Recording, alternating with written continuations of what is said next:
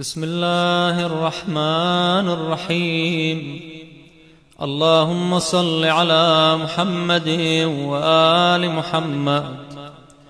اللهم إني أسألك برحمتك التي وسعت كل شيء وبقوتك التي قهرت بها كل شيء وخضع لها كل شيء وذل لها كل شيء، وبجبروتك التي غلبت بها كل شيء، وبعزتك التي لا يقوم لها شيء، وبعظمتك التي ملأت كل شيء، وبسلطانك الذي على كل شيء، وبوجهك الباقي بعد فناء كل شيء، وبأسمائك التي ملأت أركان كل شيء، وبعلمك الذي أحاط بكل شيء، وبنور وجهك الذي أضاء له كل شيء.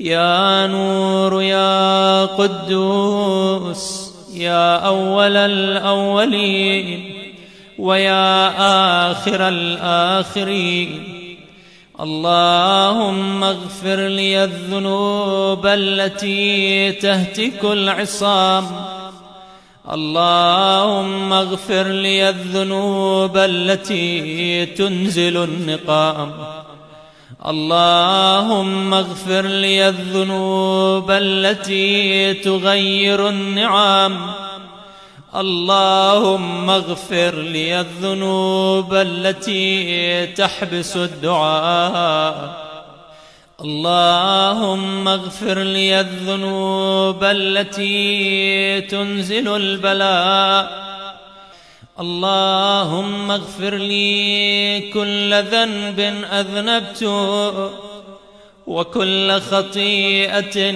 أخطأتها، اللهم إني أتقرب إليك بذكرك وأستشفع بك إلى نفسك، وأسألك بجودك وكرمك أن تدنيني من قربك، وأن توزعني شكرك، وأن تلهمني ذكرك.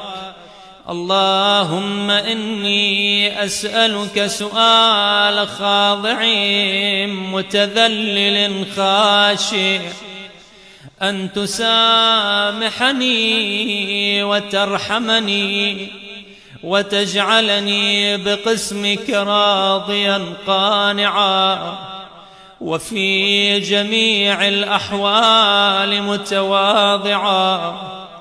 اللهم وأسألك سؤال من اشتدت فاقته وأنزل بك عند الشدائد حاجته، وعظم فيما عندك رغبته، اللهم عظم سلطانك وعلى مكانك وخفي مكرك وظهر أمرك وغلب قهرك وجرت قدرتك، ولا يمكن الفرار من حكومتك.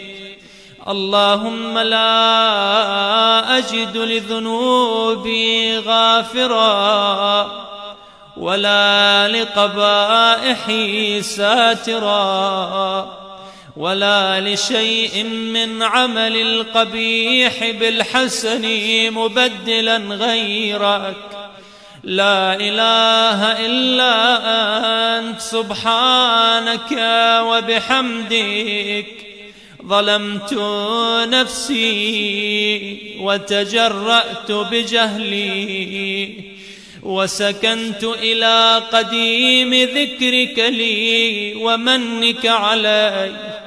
اللهم مولاي كم من قبيح سترت وكم من فادح من البلاء أقلت، وكم من عثار وقيت، وكم من مكروه دفعت، وكم من ثناء جميل لست أهلا له نشرت.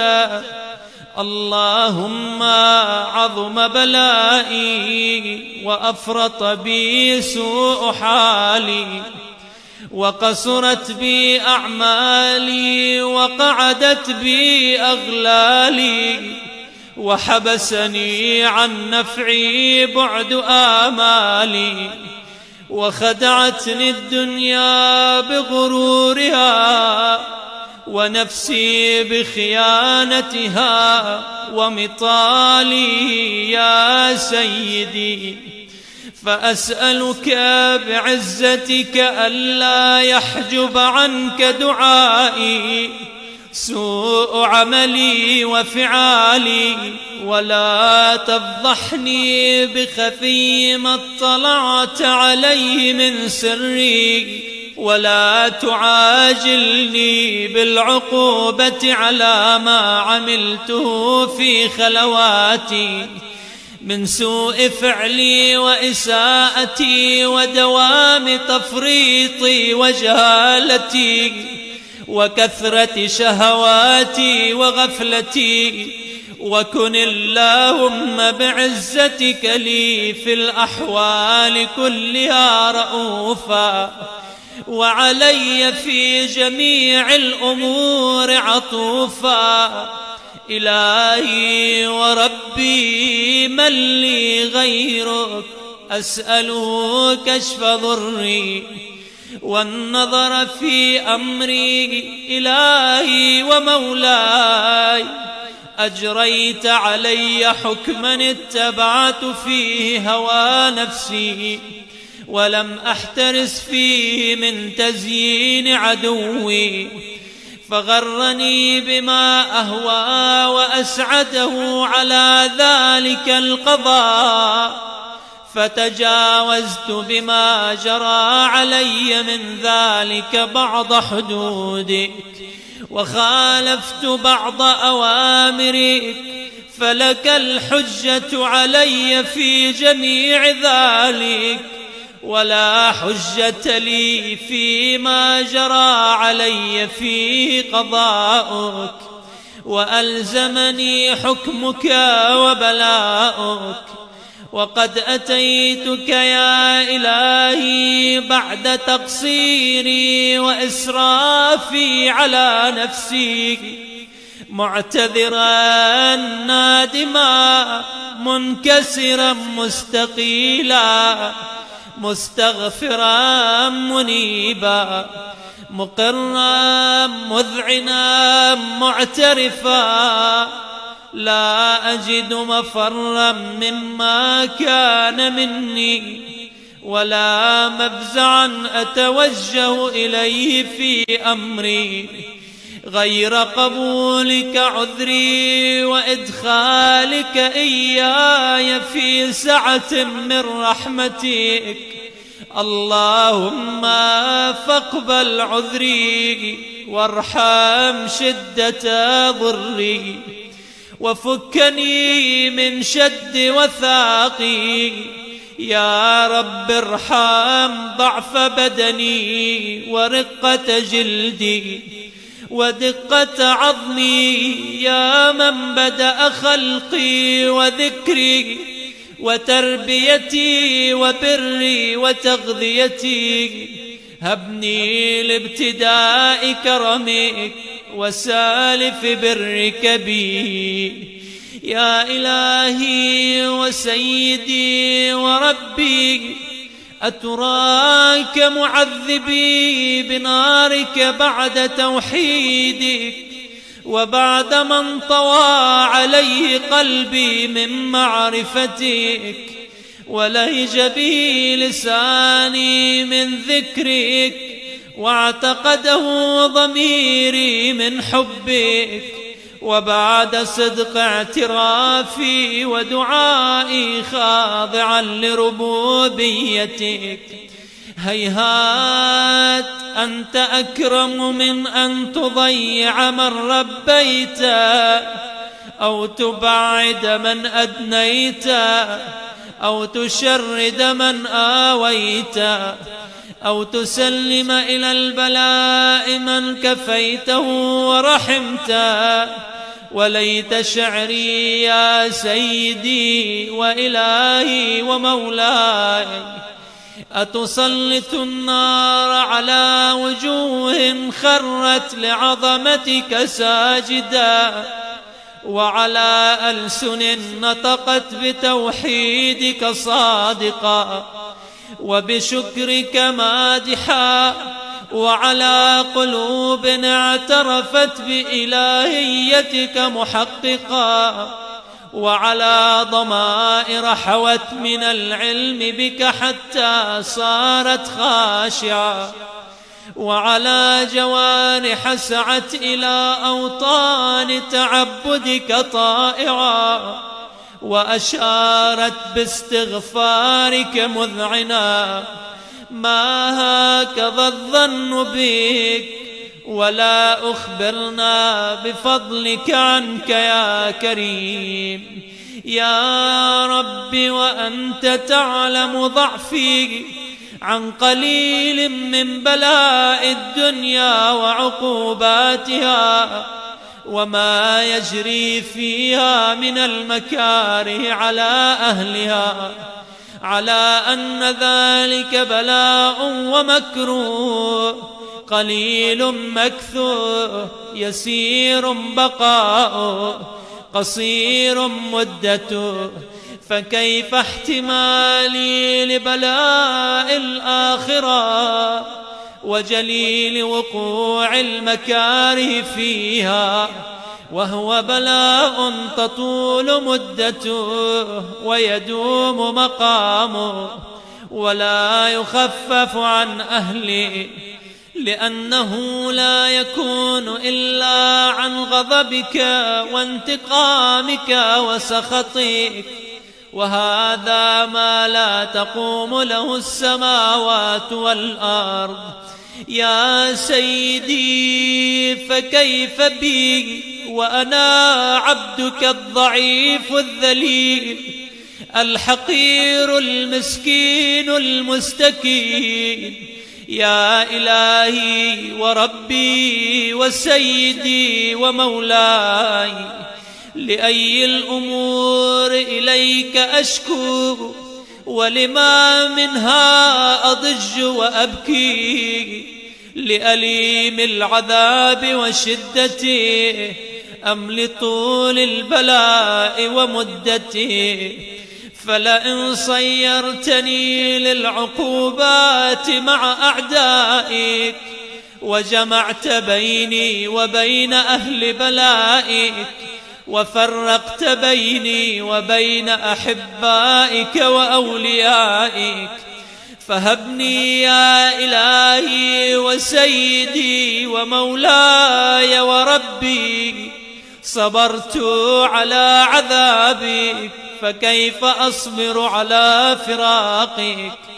وهبني صبرت على حر نارك فكيف أصبر عن النظر إلى كرامتك؟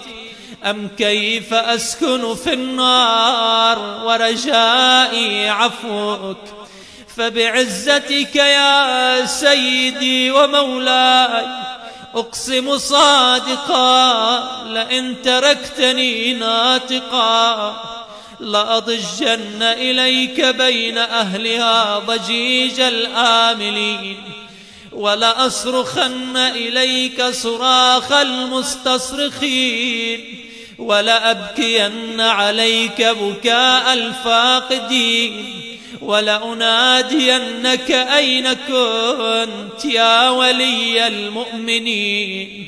يا غاية آمال العارفين، يا غياث المستغيثين، يا حبيب قلوب الصادقين، ويا إله العالمين.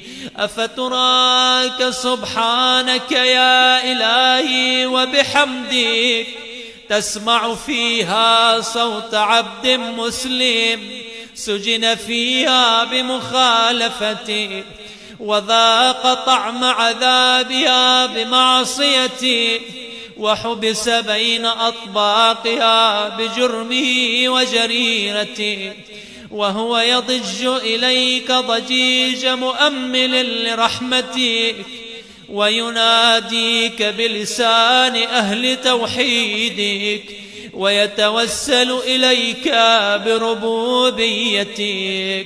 يا مولاي، فكيف يبقى في العذاب وهو يرجو ما سلف من حلمك؟ أم كيف تؤلمه النار وهو يأمل فضلك ورحمتك؟ أم كيف يحرقه لهيبها وأنت تسمع صوته وترى مكانه؟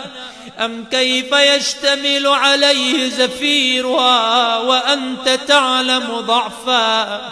أم كيف يتغلغل بين أطباقها وأنت تعلم صدقا؟ أم كيف تزجره زبانيتها وهو يناديك يا ربا؟ أم كيف يرجو فضلك في عتقه منها فتتركه فيها؟ هيهات ما ذلك الظن بك، ولا المعروف من فضلك، ولا مشبه لما عاملت به الموحدين من برك وإحسانك. فباليقين أقطع لولا ما حكمت به من تعذيب جاحديك، وقضيت به من إخلاد معانديك، لجعلت النار كلها بردا وسلاما، وما كانت لأحد فيها مقرا ولا مقاما. لكنك تقدست أسماؤك، أقسمت أن تملأها من الكافرين من الجنة والناس أجمعين، وأن تخلد فيها المعاندين، وأن تجل ثناؤك. قلت مبتدئا وتطولت بالإنعام متكرما. أفمن كان مؤمنا كمن كان فاسقا لا يستوون.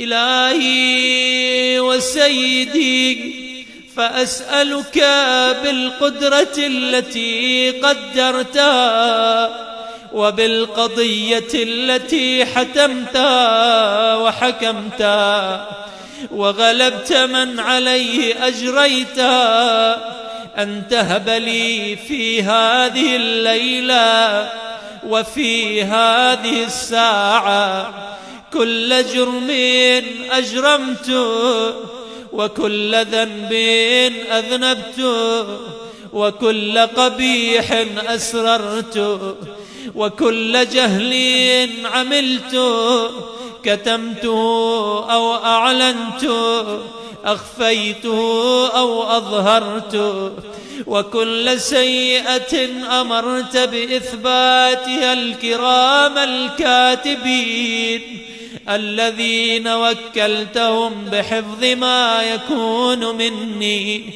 وجعلتهم شهودا علي مع جوارحي، وكنت أنت الرقيب علي من ورائهم، والشاهد لما خفي عنهم، وبرحمتك أخفيت، وبفضلك سترت، وأن توفر حظي من كل خير تنزل، أو إحسان تفضل، أو بر تنشر، أو رزق تبسط، أو ذنب تغفر، أو خطأ تستر.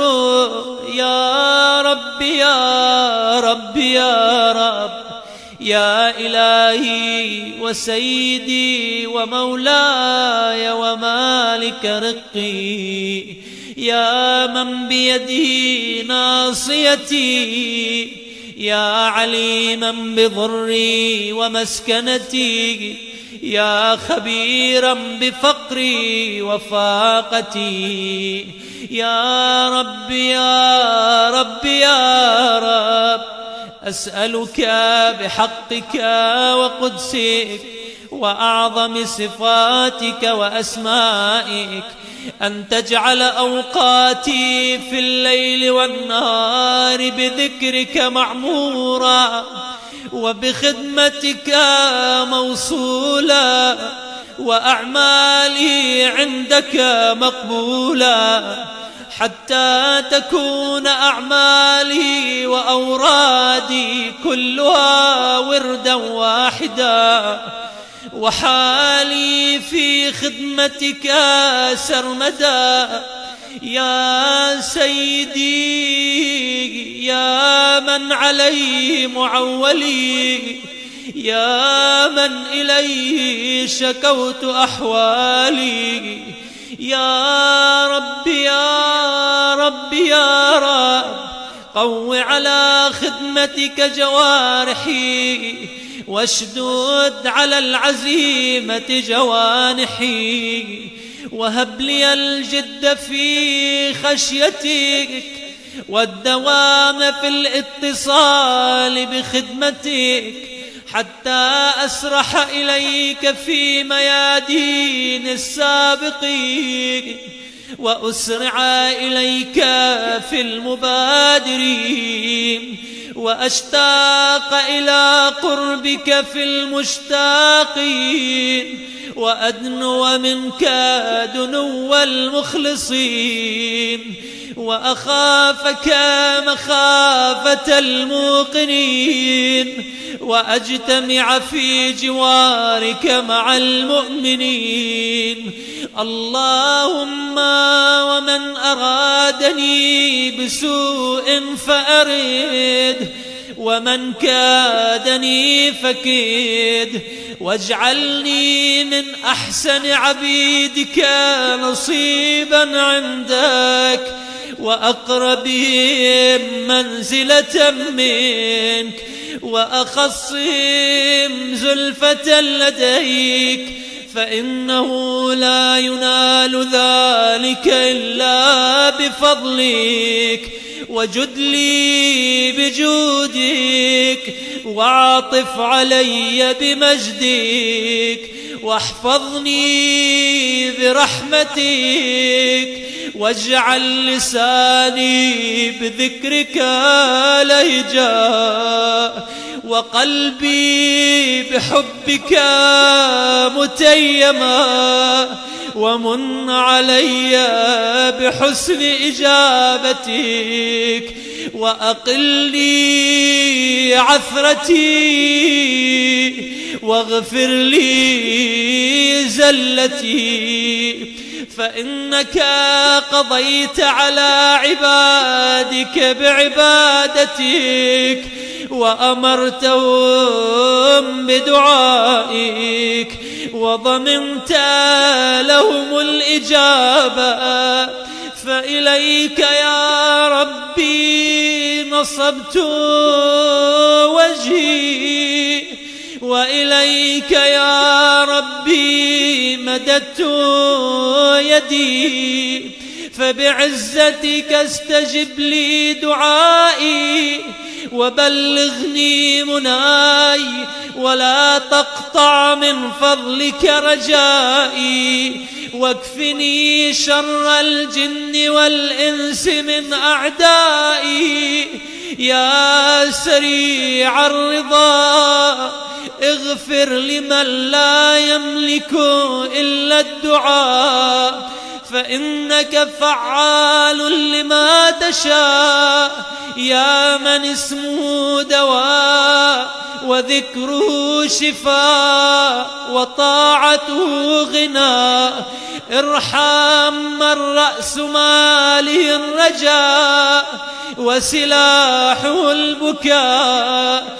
يا سابغ النعم، يا دافع النقام، يا نور المستوحشين في الظلام، يا عالما لا يعلم، صل على محمد وآل محمد وافعل بي ما أنت أهله.